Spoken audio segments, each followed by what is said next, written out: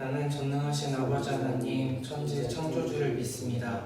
나는 그의 유일하신 아들 우리 주 예수 그리스도를 믿습니다. 그는 성령으로 잉태되어 동정녀 마리아에게서 나시고 본디오 빌라도에게 고난을 받아 십자가에 못 박혀 죽으시고 장사된 지 사흘 만에 죽은 자 가운데서 다시 살아나셨으며 하늘을 오르시어 전능하신 아버지 하나님 우편에 앉아 계시다가 거기로부터 살아있는 자와 죽은 자를 심판하러 오십니다. 나는 성령을 믿으며 거룩한 공교회와 성도의 교제와 죄를 용서받는 것과 몸의 부활과 영생을 믿습니다. 네, 샬롬. 이 시간 또 주님 앞에 예배드리기 위해서 영상으로 나오신 여러분 주님의 이름으로 사랑하고 축복하고 환영합니다. 우리 시간 같이 찬양하며 나아갈 텐데요. 우리 가운데 어려움이 있고 고난이 있지만 그 가운데서 주님의 사랑하심을 이 예배를 통하여서 다시 한번 묵상하시고 또 그 사랑으로 인하여서 위로받고 돌아가는 그런 귀한 시간 되기를 소망합니다. 이 시간 여러분을 축복하기를 원합니다.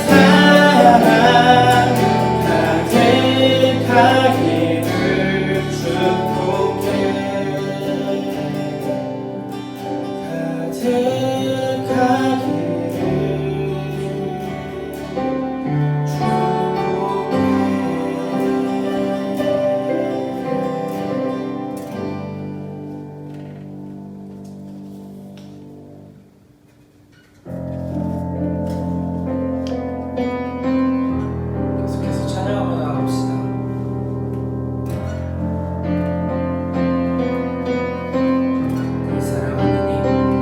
내 사랑하는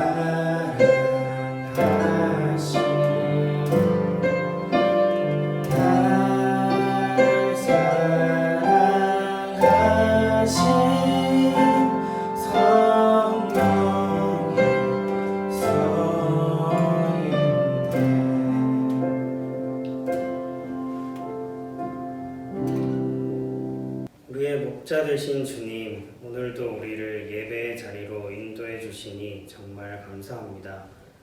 주님께서 우리와 함께 해주셨기에 우리가 지금 이 자리에서 주님을 뵐 수 있음을 고백합니다. 그렇게 우리를 지켜주신 주님의 그 크신 은혜에 감사드립니다. 그렇지만 여전히 우리의 앞길은 캄캄해 보입니다. 잦아들 것만 같았던 질병은 우리 주변에서 다시 기승을 부리고 다음 주 예정이던 3학년 친구들의 개학도 또 밀려버렸습니다. 아무것도 보이지 않고 알 수 없는 길이지만 우리의 길에 등불과 빛이 되신 주님의 말씀만을 의지하며 걸어갈 수 있게 하소서. 우리 중등부 학생들, 선생님들 중에서 혹시 아무도 도울이 없는, 아무도 들을이 없는 광야와 같은 삶을 살고 있는 이가 있다면 주님께서 그 소리를 들으시고 당신의 오른발로 굳게 붙들어 주시기 원합니다. 우리가 푸른 초장에 있든지 사망의 음침한 골짜기에 있든지 이렇게 서로를 위해 기도하고 하나님만 의지하는 중등부가 될 수 있게 하소서. 이제 주님의 말씀을 듣습니다. 우리가 다른 소리가 아닌 주님의 음성만 듣게 하시고 이 시간 다시 주님만을 바라보게 하시고 당신 앞에 선 이 부족한 자의 모습은 가려주소서. 감사드리며 이 모든 말씀 우리 주 예수 그리스도 이름으로 기도드렸습니다. 아멘.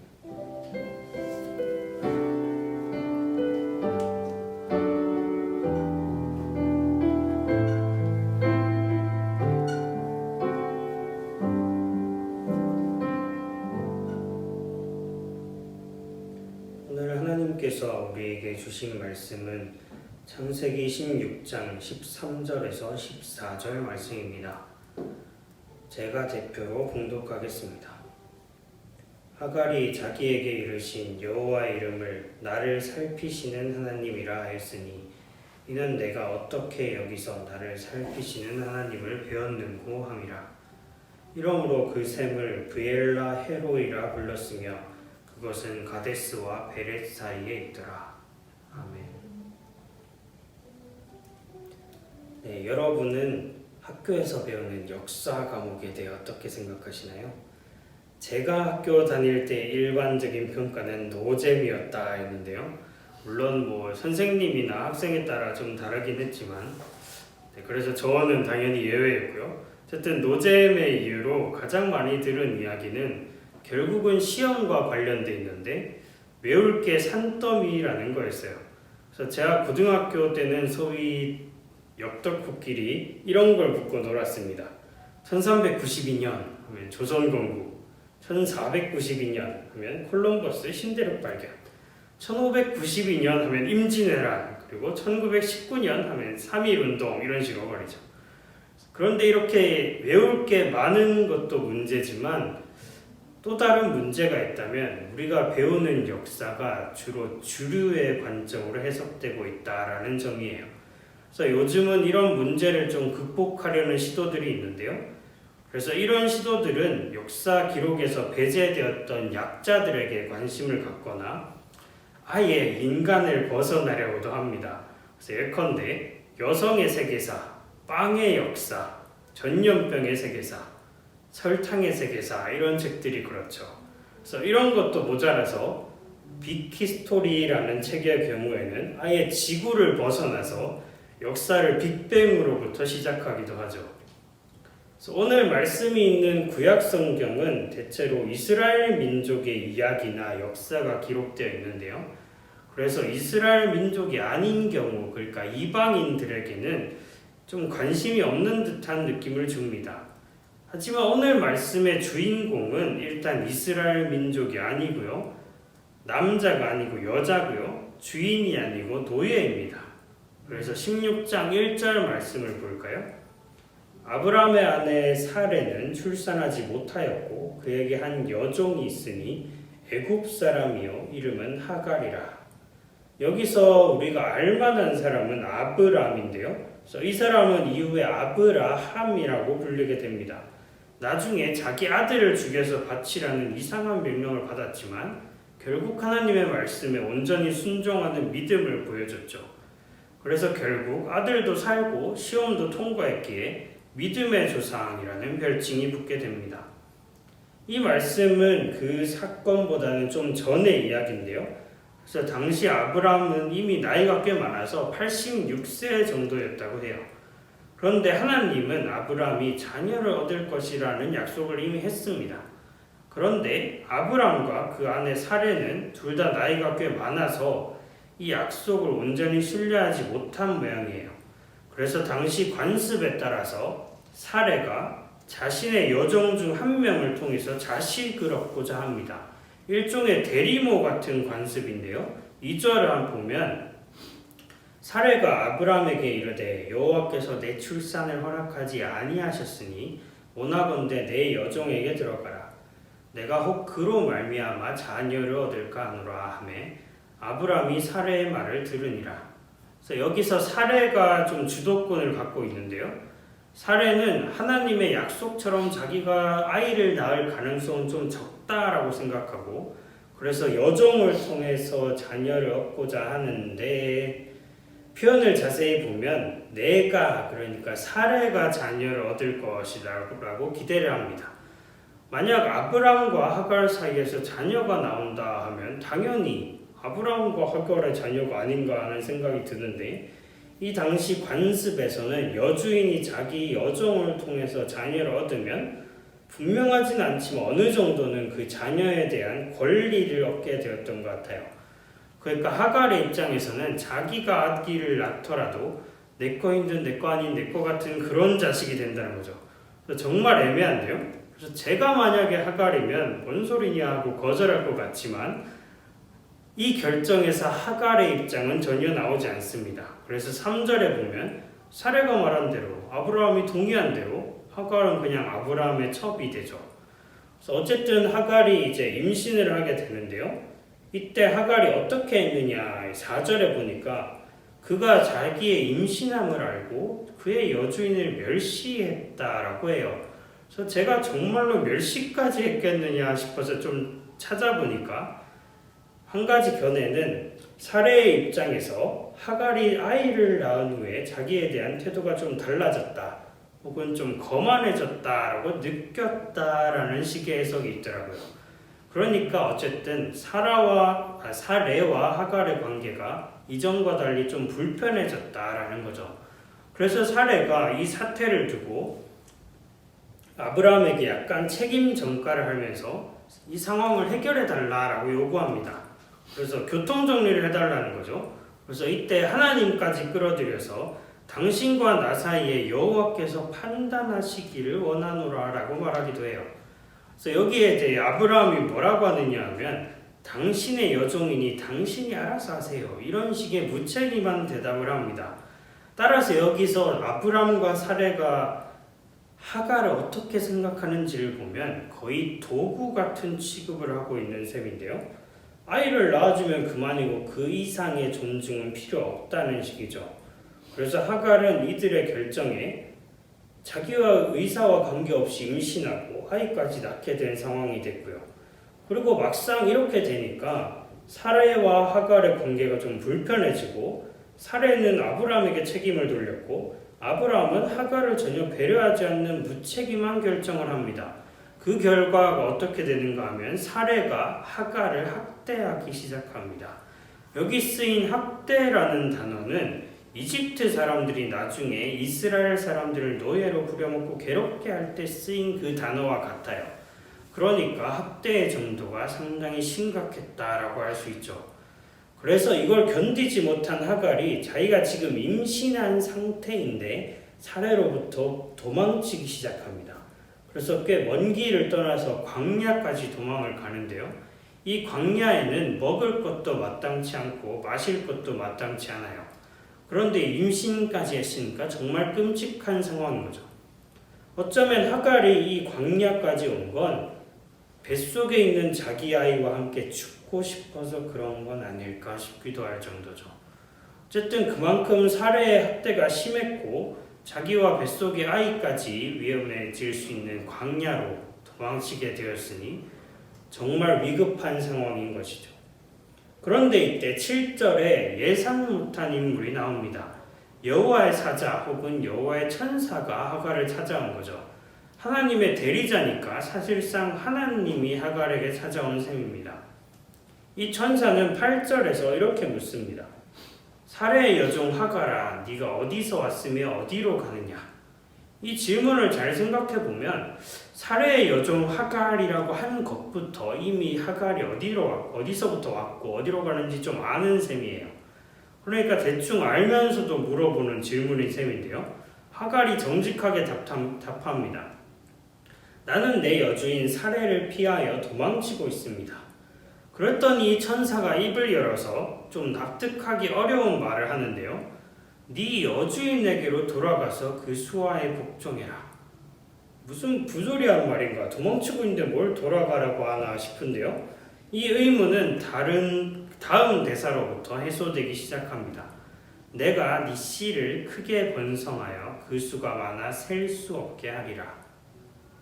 이집트 출신이자 사레 여종이던 하갈은 이전까지는 그럭저럭 잘 살았을지도 몰라요. 그러다가 갑자기 자기 의사와 관계없이 내려진 결정으로 원치 않은 임신을 했고, 그래서 이때부터 자기 여주인과 관계가 복잡해집니다. 그래서 불편하게 지내는 거죠. 어딜 가나 가시방석이었을 거예요. 그래서 자기가 원한 임신도 아닌데 이런 대우까지 받으니까 얼마나 억울했겠습니까? 그래서 이전까지 자기 삶의 터전이었던 아브람과 사레의 집을 떠나서 도망을 쳐서 광야까지 갑니다. 임신을 했는데도요. 그래서 이제 어떻게 살아야 되나, 내가 사는 의미가 있나, 차라리 죽는 게 나은가 고민했을지도 모르겠어요. 오랜 시간 함께했던 여주인 사레는 자기를 학대하고 그 남편 아브람은 그걸 묵인했으니까 그곳에 돌아가는 건 정말 끔찍한 일이 되죠. 하지만 하나님은 하갈을 이 광야에까지 찾아오셔서 그 뱃속에 있는 아이를 통해서 아브람이나 사레가 아닌 하갈의 씨가 크게 번성하게 될 것이라고 해요. 그러면서 아들 이름까지 지어주시는데요. 아주 의미 있는 이름이에요. 11절에 보면 여호와의 사자가 또 그에게 이르되 네가 임신하였은즉 아들을 낳으리니 그 이름을 이스마엘이라 하라. 이는 여호와께서 네 고통을 들으셨음이라. 이스마엘이라는 그녀의 아이의 이름은 하나님께서 하갈의 고통을 들으셨다는 의미를 담고 있어요. 하나님께서 자기 여주인인 사레나 그 남편 아브람은 전혀 듣지 않았던 그 고통의 소리를, 그 누구도 듣지 않고 무시했던 그 고통의 소리를 들으셨다라고 하갈을 통해 말씀해 주시는 거죠. 그래서 하갈이 성경에서 최초로 하나님께 이름을 붙입니다. 엘로이, 즉 나를 보시는 하나님, 나를 살피시는 하나님이라고 말이죠. 그리고 하나님께서 자신에게 찾아오신 이 셈에 하나님의 이름을 붙여서 이렇게 부릅니다. 브엘라 헤로이, 나를 살피시는 살아계신 이의 우물이다 라고 말이죠. 하갈은 이스라엘 사람이 아니라 이방인이고 남자가 아닌 여자이고 주인이 아닌 노예이기까지 해요. 이 모두가 당시 약자의 조건들이었죠. 만약 우리 주변에 이런 사람이 있다면 우리는 어떻게 할까요? 예를 들어서 외국인 노동자 같은 사람들이 우리 주변에 있는 그런 사람이겠죠. 그런데 우리는 이런 약자들에게 관심을 두기보다는 우리와 가까운 친구들, 이웃들에게 먼저 관심을 보입니다. 마치 역사가 주류의 입장, 예컨대 왕, 귀족층, 남자 같은 입장에 집중해서 기록하는 것과 마찬가지죠. 그러나 하나님은 바로 이런 하갈을 살피시고 그녀의 고통 소리를 들으시고 직접 광야에까지 찾아가셔서 이렇게 약속을 하십니다. 이 이야기는 먼저 우리가 하나님께서 하셨듯이 우리 주변의 하갈들을 살펴야 할 것이다 라고 말하고요. 그리고 무엇보다 우리가 하갈과 같은 상황에 있을 때 아무도 나한테 신경 쓰지 않고 내 고통 소리를 듣지 않는 것만 같을 때에, 그럴 때 하나님께서 하갈과 함께 하셨듯 우리와 함께 하실 것이다 라고 말해주고 있어요. 오늘 이 시간 하갈에게 찾아오신 하나님께서 우리도 살피시고 우리의 고통 소리도 들으시고 우리에게 찾아오실 것을 신뢰합시다. 그리고 하나님께서 그렇게 하셨듯이 그 하나님의 놀라운 은혜를 경험한 우리도 그렇게 이 시대의 하갈들에게 찾아갈 수 있게 해달라고 기도합시다. 하갈을 살피시는 하나님께서 기꺼이 우리의 믿음에 응답하시고 우리의 기도를 들어주셔서 이 세상에 하나님의 나라가 이루어지게 하실 것입니다. 기도하겠습니다. 주님, 오늘 하갈에게 찾아오신 하나님의 이야기를 듣습니다. 그 누구도 신경 쓰지 않고 그 여주인도 그 여주인의 남편도 버리고 무책임하게 취급해버린 그 하갈에게, 광야까지 도망친 그 하갈에게 찾아오셔서 약속해 주시고 그 고통의 소리를 들으셨다라고 말씀해 주시고 그 하나님이 언제나 하갈을 보고 계심을 이렇게 말씀해 주셨습니다. 주님, 우리가 그런 하갈과 같은 상황에 있을 때 우리의 고통 소리를 들으시고 우리의 고통을 돌보아 주시고 우리가 어떤 상황에 있든지 함께 해주실 것이라고 하나님의 약속을 지금 이 이야기를 통해 듣습니다.